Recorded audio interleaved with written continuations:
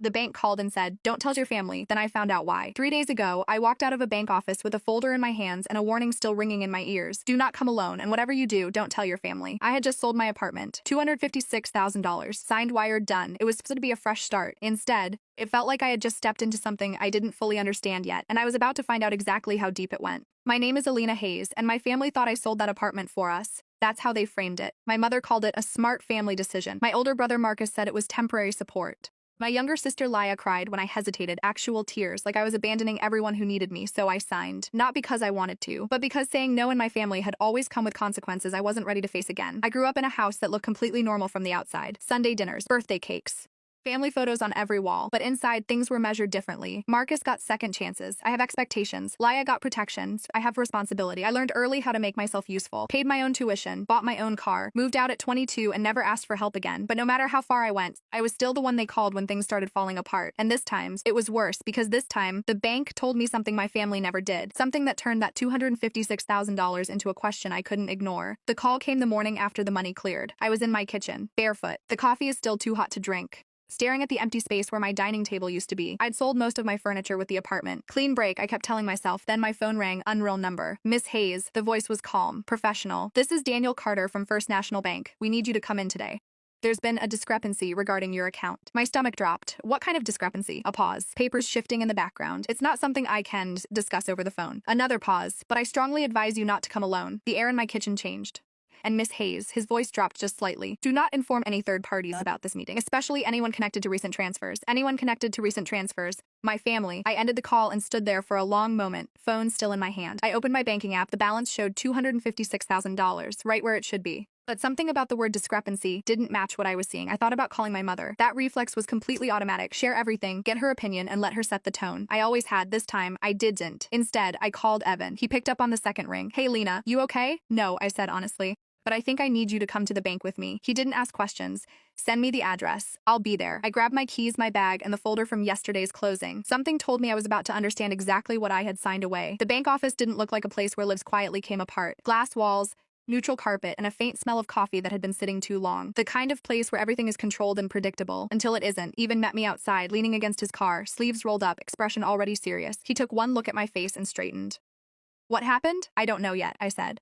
"That's the problem." We walked in together. Daniel Carter was waiting in a private office, mid-40s, composed, the kind of man who chooses every word carefully. He stood when we entered and shook Evan's hand, then mine. "Miss Hayes, thank you for coming." He closed the door behind us. That small click sounded louder than it should have. He sat down and folded his hands on the desk. "Before we begin, is no one else aware of this meeting?" I shook my head. "Good." He slid a thick folder across the desk, organized, tabbed, and nothing like the paperwork I'd brought from yesterday. "Yesterday, you received a wire transfer of $256,000 from the sale of your property. That part is correct." "I know. What you don't know," he continued, "is that within 43 minutes of that deposit, a secondary authorization request was initiated." I frowned. "Authorization for what?" He turned the folder, tapping a single page. "A transfer. Full amount." The room went completely still. "I didn't authorize anything," I said. "I'm aware," he replied. "That's why you're here." Evan leaned forward. "Where was it going?" Daniel didn't answer immediately. Instead, he opened another tab in the folder and slid a page toward me. "Before I tell you that," he said carefully, "you need to recognize the signature attached to the request." I looked down, and my chest tightened because it wasn't my signature.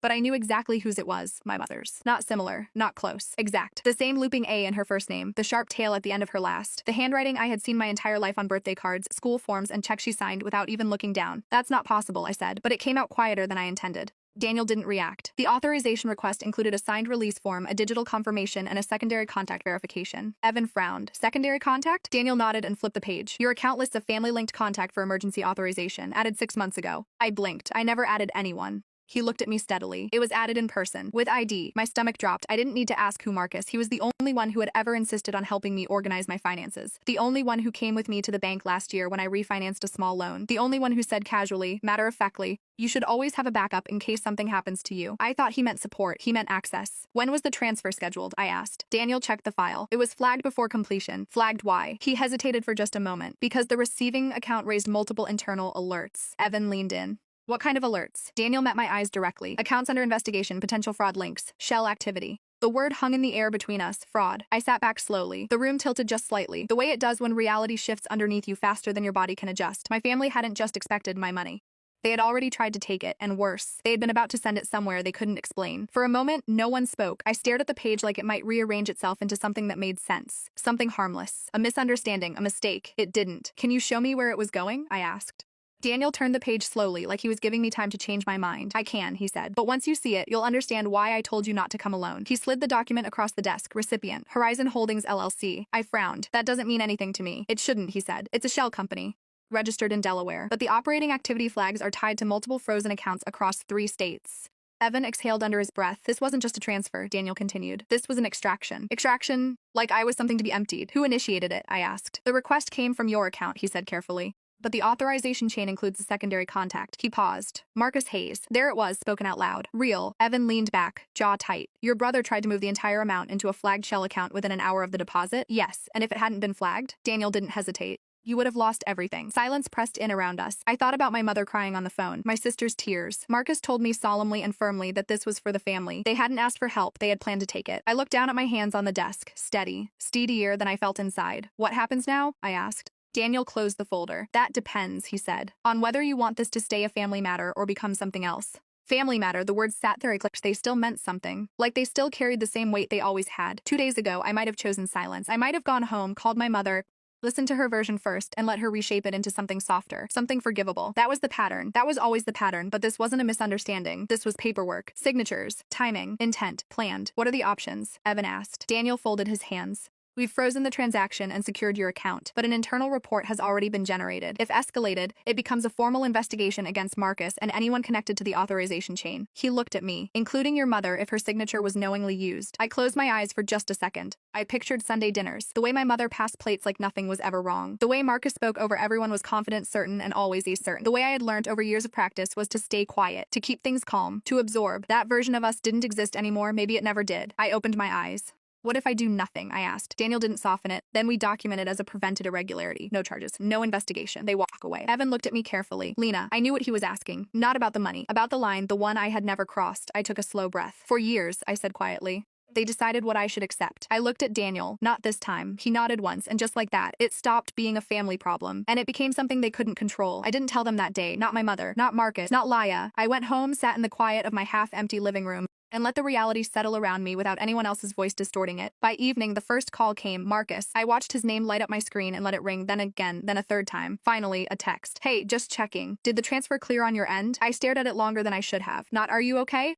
Not "Did everything go smoothly with the closing?" Just the money. Just the thing that was supposed to already be in his hands by now. I typed back. "Yes, everything is exactly where it should be." 3 dots appeared instantly. Disappeared. Came back. "Good. We should move quickly then. Timing matters." I almost laughed. Timing mattered to him. Of course it did, because somewhere in his plan there was a window and I had just closed it without him knowing. The next morning, my mother called. Her voice was softer than usual. Careful. "Alina, sweetheart, have you heard anything from the bank?" There it was. Not a question. A probe. "I went in yesterday," I said. A pause. "Too quick." "Oh.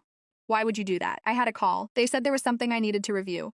Another pause. Longer this time. "Well," she said slowly, "you know how banks are, they complicate things. That's why it's better to handle these matters as a family." I leaned back against the wall. Handle it as a family. Meaning quietly. Meaning without records. Meaning without consequences. "I agree," I said calmly. She exhaled. Relief. Real relief. "I'm glad you understand. I'll be handling it," I added. "Just not the way you expect." Silence, real silence. For the first time, she didn't know what I meant, and that was exactly where I needed her to be. The investigation moved faster than I expected. Within a week, Marcus stopped calling. Not gradually, completely. His number went silent. My mother's texts became shorter and careful, like every word had to pass through something before it reached me. Leia didn't reach out at all. I didn't chase any of them. Daniel kept me updated. Quiet emails. Neutral language. Accounts reviewed. Authorization trail confirmed. External agencies notified. Clean. Precise. Final. One afternoon, he called instead of emailing. "They brought him in this morning," he said. "Your brother." I stood by the window watching the street below, and my mother, not charged, but her involvement is documented. Of course it was.